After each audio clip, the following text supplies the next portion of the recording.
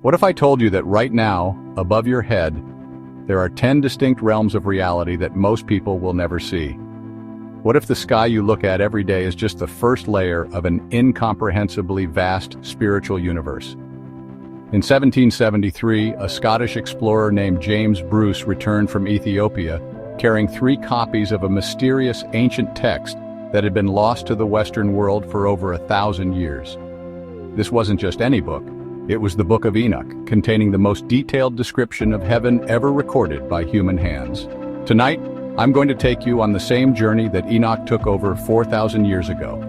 A journey through 10 levels of heaven that will challenge everything you thought you knew about the afterlife, divine justice, and the very nature of reality itself.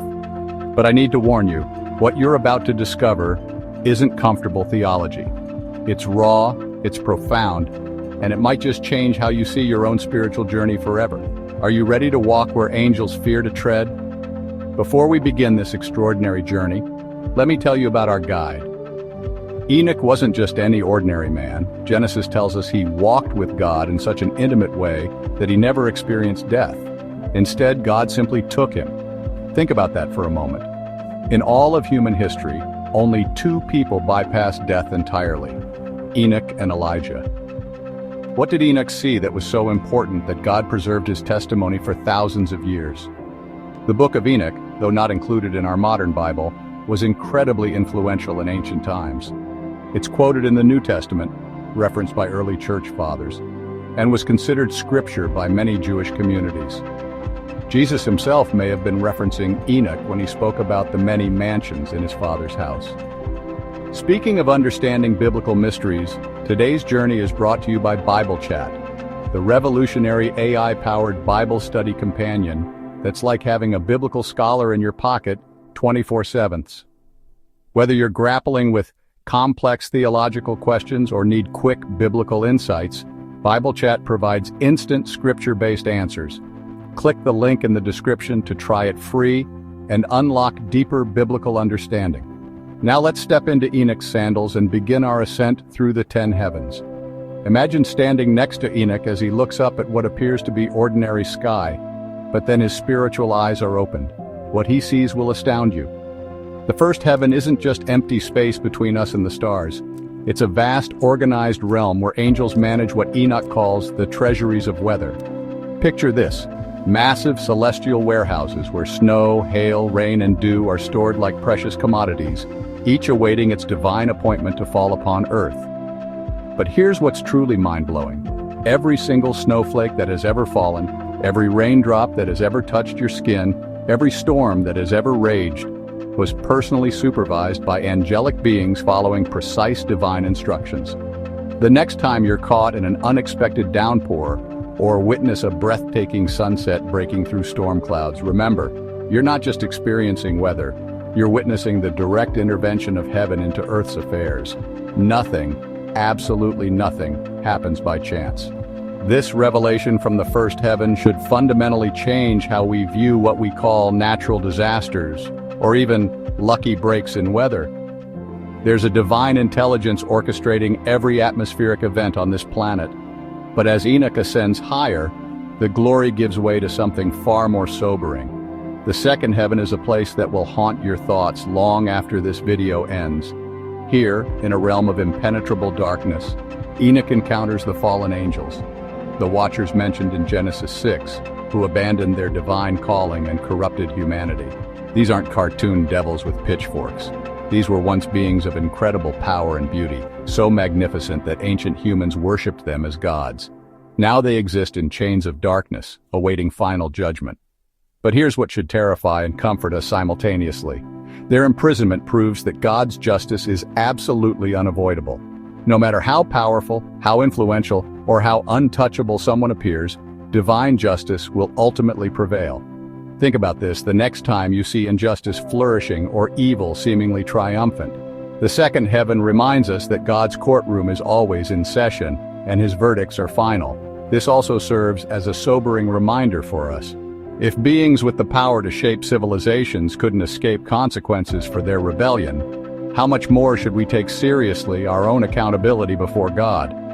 From the oppressive darkness of the second heaven, Enoch's journey takes a dramatic turn. The third heaven bursts forth with beauty so overwhelming that human language seems inadequate to describe it. This is where the original Garden of Eden still exists, not as a memory, but as a living, thriving paradise. Imagine walking through gardens where every tree bears fruit that glows with inner light, where rivers of crystal clear water reflect not just images, but pure brilliance itself. But here's the most remarkable part. This isn't empty paradise. Enoch sees the souls of the righteous dwelling here, those who lived faithful lives, now experiencing a foretaste of eternal joy while awaiting the resurrection. If you've ever lost a loved one who walked faithfully with God, this vision from Enoch should bring profound comfort. They're not in some vague, cloud-filled waiting room. They're in paradise itself, surrounded by beauty that makes earthly gardens look like barren wastelands by comparison. But this raises a crucial question. What determines who gets to experience this paradise versus the imprisonment of the second heaven? Enoch's vision suggests that our eternal destination is being determined by choices we make right now in this life. As Enoch continues his ascent, he enters a realm that would make modern astronomers weep with wonder. The fourth heaven is where celestial mechanics operate under direct angelic supervision. Here, Enoch witnesses something extraordinary.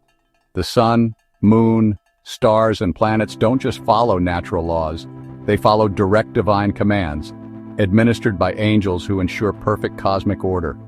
Every sunrise you've ever witnessed, every full moon that has illuminated your path, every star that has guided travelers, all of these operate according to precise heavenly instructions. The fourth heaven reveals that the universe isn't a cosmic accident running on autopilot. It's a carefully orchestrated symphony of divine order. This has profound implications for our daily lives, just as the sun rises faithfully every morning. God's faithfulness in our lives operates with the same cosmic reliability. When Lamentation says, "His mercies are new every morning," it's not just poetic language. It's describing the same divine faithfulness that keeps the planets in their orbits.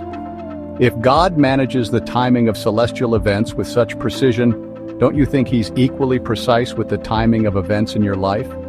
His delays aren't denials, they're part of His carefully designed cosmic plan.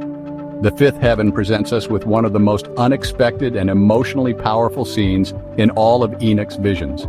Here he encounters angels, beings of immense power and glory, sitting in profound sorrow and silence. These aren't fallen angels like those in the second heaven.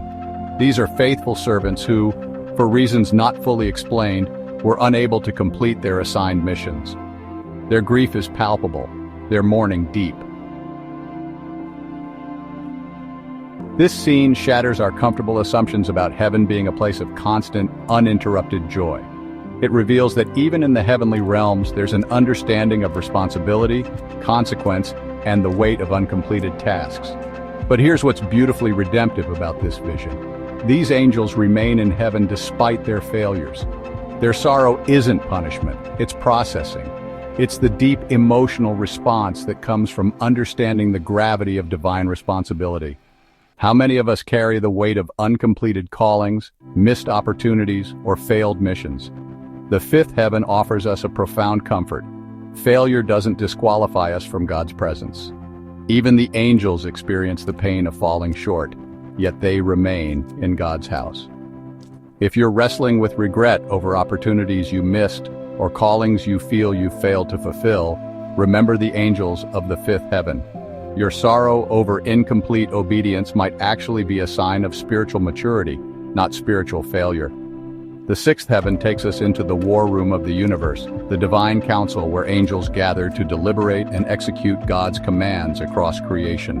Picture this, a vast assembly of radiant beings, each one shining with purity that would blind mortal eyes, engaged in thoughtful discussions about divine strategy. These aren't mindless servants following orders. They're intelligent, powerful beings contributing their unique perspectives to fulfill God's will. But here's what's crucial to understand. Despite their immense power and wisdom, every single angel in this assembly willingly submits to God's ultimate authority.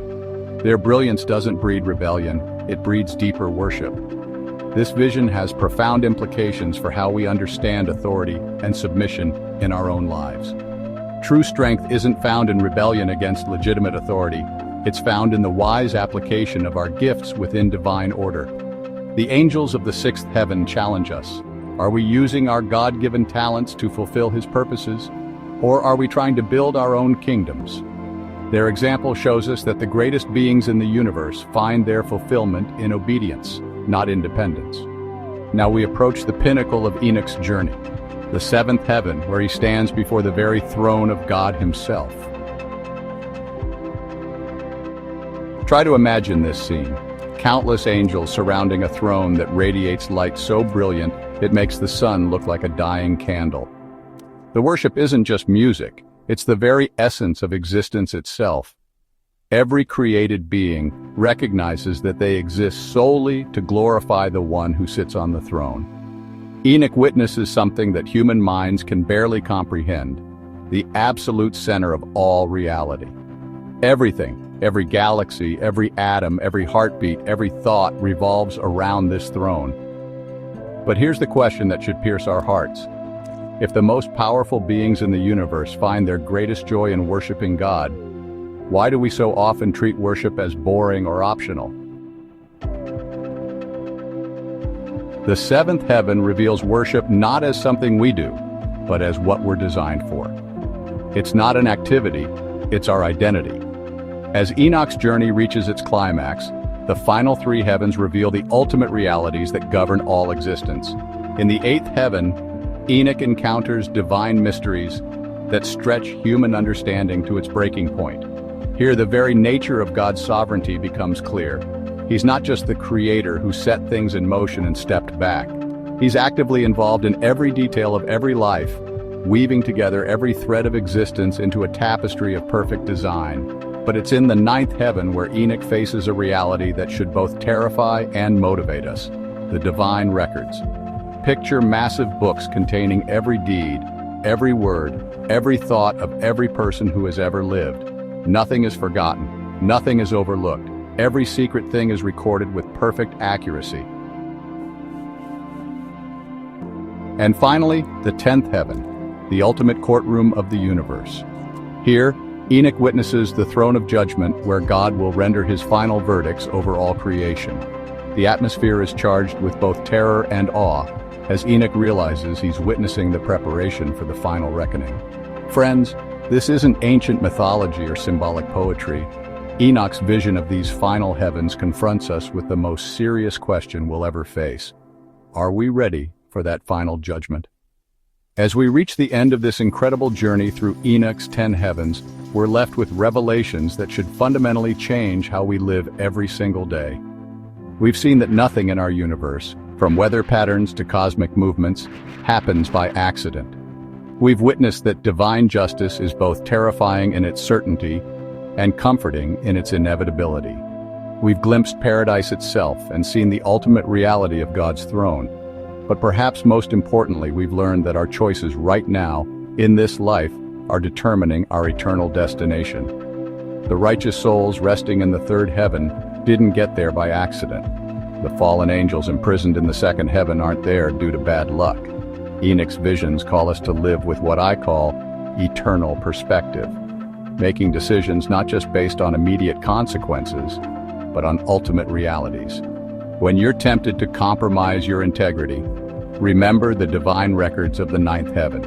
When you're discouraged by injustice, remember the certainty of judgment in the 10th heaven. But here's the beautiful truth that runs through all 10 heavens. God's sovereignty isn't cold or distant. It's personal, it's just, and it's filled with opportunities for redemption, right up until our final breath. I want to leave you with one final thought that has haunted me since I first studied these visions. Enoch was chosen to see these heavens not because he was perfect, but because he walked with God. That same invitation is extended to you today. You don't have to be spiritually elite to experience divine revelation. You just have to be willing to walk with God consistently, daily, intimately.